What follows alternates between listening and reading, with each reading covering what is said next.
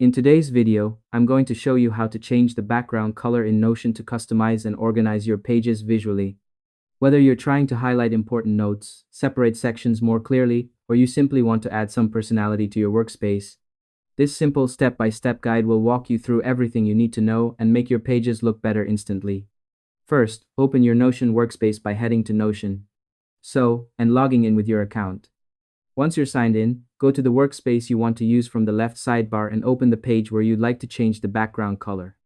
This can be an existing page or a brand new one, so choose whatever fits your workflow best and make sure you're on the correct page before moving forward. Next, click on the block you want to customize, such as a text block, heading, callout, or any other content. When you hover your mouse over that block, you'll see a small six-dot icon appear on the left side. Click on that icon to open the block settings menu.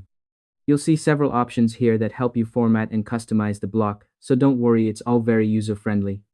To make the process smoother, here are a few quick tips. Make sure you're hovering over the exact block you want to change. Confirm you're clicking the six-dot icon and not the text itself. And remember that background colors apply to individual blocks, not the entire page.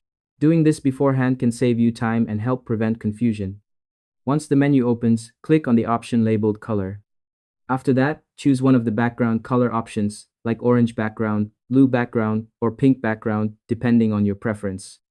As soon as you select a color, you should be able to see the block update instantly without any interruptions. It's also a good idea to use colors consistently, such as one color for important notes and another for tasks. Taking this extra step ensures everything runs smoothly and keeps your workspace clean and easy to scan. And that's all there is to it. By following these simple steps, you'll be able to change background colors in Notion easily and efficiently to create a more organized and visually appealing workspace. Thanks for watching, and I hope you found this tutorial helpful. If this helped you out, feel free to share it with others who might be customizing their Notion pages. Why not make someone's day easier?